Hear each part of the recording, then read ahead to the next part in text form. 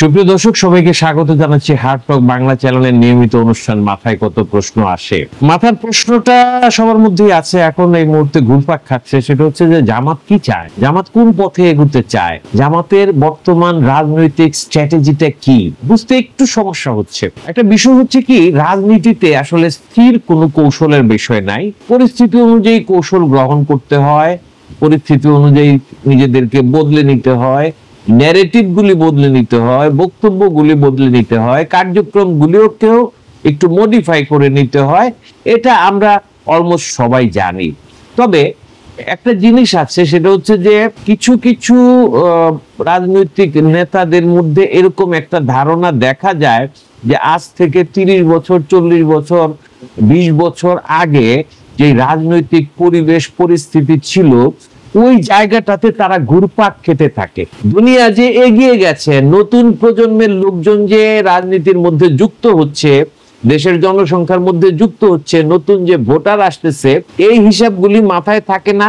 এই নতুন প্রজন্ম কিভাবে চিন্তা করতেছে, সেই ধারাটা, সেই চিন্তার সেই ধারাটাকে ধরতে পারাটাও কিন্তু একটা স্মার্টনেস বলা যায়। কেন এই কথা বলতেছি, কারণটা হচ্ছে কি, জামাত এই যে গত সরকারের পতনের পরে, আওয়ামী লীগ পালিয়ে যাওয়ার পরে যে পরিস্থিতিটা তৈরি হয়েছে গত 1 বছরে, আমরা কিছু বিষয় লক্ষ্য করেছি। সেটা হচ্ছে যে, প্রথম বিষয়টা বলি, সেটা হচ্ছে যে বিএনপি এমন ভাবে কথা বলছিল, আচার আচরণটা তাদের এমন জায়গায় ছিল যে তারা ছাড়া জাতির আর কোনো উপায় নেই। এবং এই কথাগুলি কিন্তু স্পষ্টভাবে বিএনপির দায়িত্বশীল নেতারাও বলেছেন।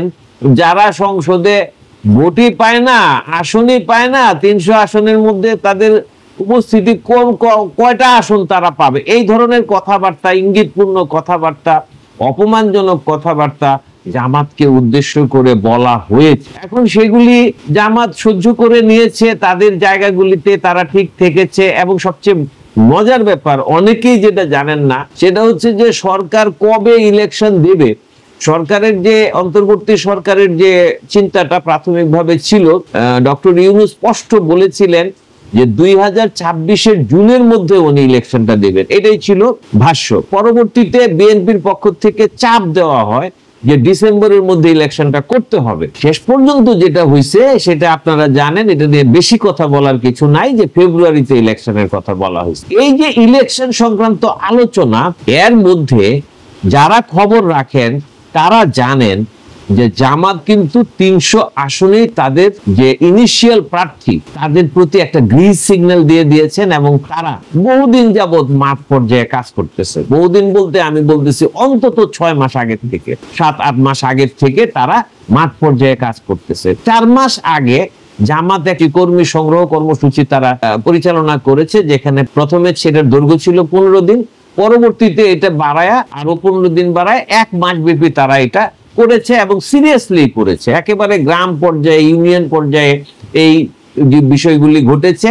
জামাতের ওইখানকার যারা লোকাল যারা নেতা কর্মীরা আছেন, তারা এই ঘরে ঘরে গিয়েছেন, মানুষের সাথে কথা বলেছেন, এবং এই বিষয়গুলি হয়েছে।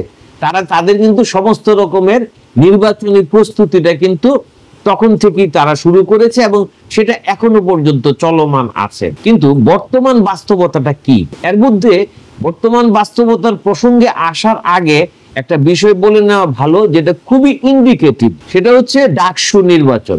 ডাকসু নির্বাচনে ছাত্র শিবির বেশ ভালো একটা জয় পেয়েছে। জয় পাওয়াটাই কিন্তু ব্যাপার না, এর মধ্যে অন্য মেসেজও কিন্তু আছে।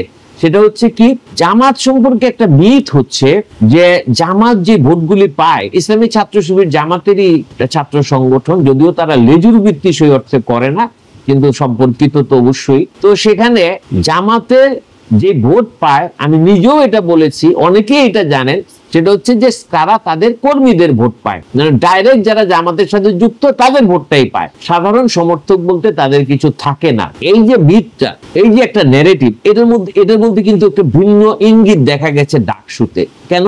ডাকসুর যিনি ভিপি পদে সাদিক কায়েম, উনি ভোট পেয়েছেন 14,042, আর জিএস পদে উনি পেয়েছেন হলো 10,000 সামথিং ভোট, আর এজিএস পদে উনি পেয়েছেন 11,772। এই যে সংখ্যাটা, এই সংখ্যাটা কি ইঙ্গিত করে? এই সংখ্যাটা স্পষ্টতই একটা ইঙ্গিত করে ছাত্র শিবির কিছু ভোট পেয়েছে যেটা আসলে ঠিক জামাতের ভোট না। এটা হচ্ছে কিছু লোক আছে যারা কোনো দল করে না, নিরপেক্ষ অবস্থানে থাকে, ভোট দেয়, কিন্তু তারা লোক বুঝে ভোট দেয়, প্রবণতা বুঝে ভোট দেয়, অথবা মনে করে দেখি এদেরকে ভোটটা দিয়ে।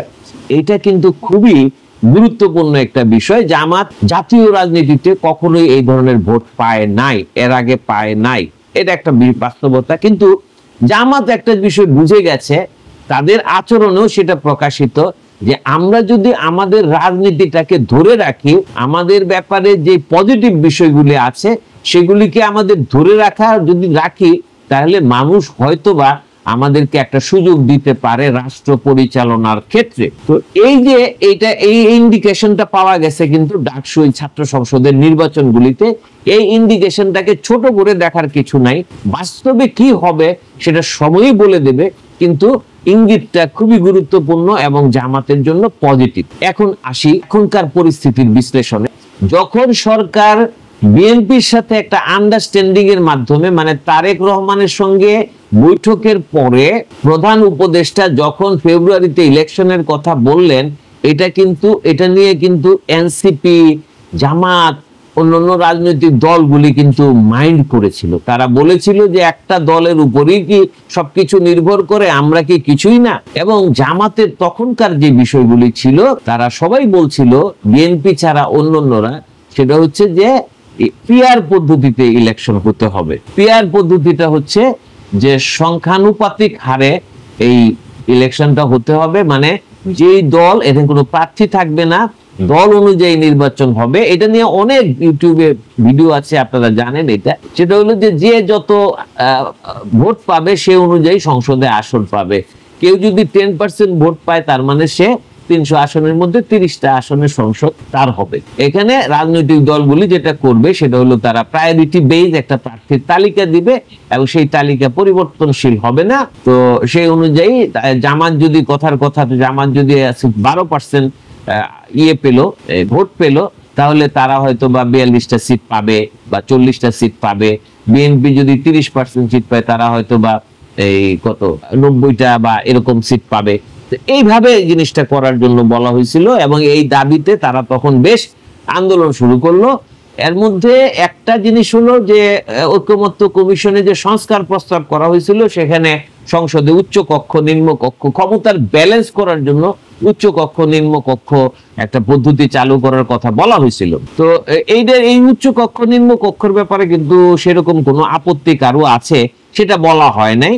দেখা গেছে যে মোটামুটি সবাই তাতে রাজি। তবে পিআর পদ্ধতি কোথায় অ্যাপ্লাই করা হবে, উচ্চ কক্ষে না নিম্ন কক্ষে না দুই জায়গাতেই, এটা নিয়ে একটা প্রশ্ন উঠছে। জামাত যেটা বলছে সেটা হলো উচ্চ কক্ষ এবং নিম্ন কক্ষ দুই জায়গাতেই পিআর পদ্ধতিতে ইলেকশন হতে হবে। আর এনসিপি যেটা বলছে সেটা হলো যে তারা উচ্চ কক্ষে পিআর চায়, সংখ্যানুপাতিক পদ্ধতি নির্বাচন চায়, নিম্ন কক্ষে তারা এটা চায় না। এবং মাঝখানে ডাকসু ইলেকশনের পরে পুরো রাজনীতির পরিবেশটার মধ্যেই একটা নতুনত্ব চলে এসেছে। জামাতকে অনেক বেশি কনফিডেন্ট মনে হয়েছে, তারা আগামী নির্বাচনে ভালো ফলাফল করার ব্যাপারে তাদের মধ্যে একটা আত্মবিশ্বাস তৈরি হয়েছে বলে দেখা গেছে। কিন্তু অদ্ভুতভাবে দেখা গেল, এবং একটা ধারণা করা হচ্ছিল, রাজনৈতিক বিশ্লেষকরা একটা মনে করছিল, জামাত যেহেতু আত্মবিশ্বাসী হয়ে উঠেছে, সুতরাং আগামী ইলেকশনের ব্যাপারে, ফেব্রুয়ারিতে ইলেকশনের ব্যাপারে তাদের হয়তোবা আপত্তি থাকবে না। তারা পিআর নিয়ে যে কথাগুলি বলছিল সেটার থেকে হয়তোবা তারা বলবে, কিন্তু সুরটা নরম করে ফেলবে এবং এটাকে নিয়ে গো ধরে থাকবে না। এর মধ্যে আরো একটা কথা আছে যেটা বিএনপির পক্ষ থেকে বলা হয়েছে, কিছু কিছু রাজনৈতিক বিশ্লেষক তাদের ভিডিও কন্টেন্টে বলেছেন, সেটা হচ্ছে যে পিআর পদ্ধতি একটা মৌলিক পরিবর্তন।